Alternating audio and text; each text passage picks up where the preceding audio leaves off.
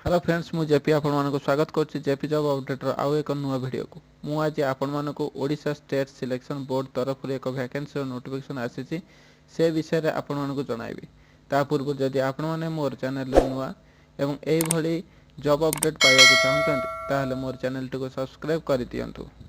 Friends एई notice टी Odisha state selection board तरफ रहिछि एथिरे टोटल पोस्ट संख्या रही 1065 एवं पोस्ट नाम रही लेक्चर एथिरे केबेठरू ऑनलाइन आवेदन करुचंती से विषय आसन जानिबा। फ्रेंड्स एथिपई 11 सेप्टेम्बर रु ऑनलाइन आवेदन आरंभ हो सारिछि यार क्लोजिंग डेट रही 13 अक्टोबर 2023। देखो फ्रेंड्स जो पोस्ट में आपण माने वेट करथिले शेषरे यार नोटिस आसी जाइछि लेक्चर पोस्ट नियुक्ति रही नॉन गवर्नमेंट एडेड कॉलेज तरफ या लेवल 1 पोस्ट अटे यार दरमा 44,900 रु स्टार्ट होई 1,42,400 पर्यंत रो एथिरे विभिन्न सब्जेक्ट पई विभिन्न प्रकार पोस्ट रही जहाँ आपण मैंने नोटिफिकेशन देखिपारे। एवं आसन जाना यार एज लिमिट विषय में।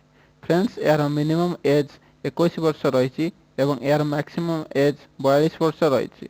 एवं आसन जाना यार एजुकेशन क्वालिफिकेशन विषय में। फ्रेंड्स ये पोस्ट एलिजिबल होगापाई आपण मैंने मास्टर डिग्री करथिबा दरकार से 55% मार्क रही दरकार। एवं आसन जाना यार सिलेक्शन प्रोसीड्योर विषय में। फ्रेंड्स यार सिलेक्शन प्रोसीड्योर 3टी स्टेप रे होबो।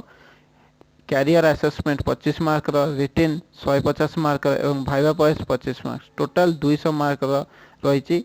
नेगेटिव मार्क 0.5 रही बेले इच राइट आंसर रे 1.5 मार्क ऐड करा जिवो।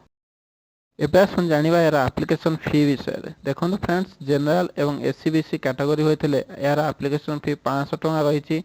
एसटी एससी पीडब्ल्यूडी कैटेगरी होइतिले यार एप्लिकेशन फी 200 टका रही। या को आपण माने ऑफिशियल वेबसाइट www.ssbodisha.ac.in को जाई ऑनलाइन माध्यम रे अप्लाई करि परिबे। तो यह थिला ए नोटिफिकेशन विषय रे जदि आपण मानको यह भल लागिथिबो ताले गोटे लाइक करिवे एवं शेयर करि दियंतु। एई भली जॉब अपडेट पय आपण माने मोर ए चैनल को सब्सक्राइब करि दियंतु। जय जगन्नाथ।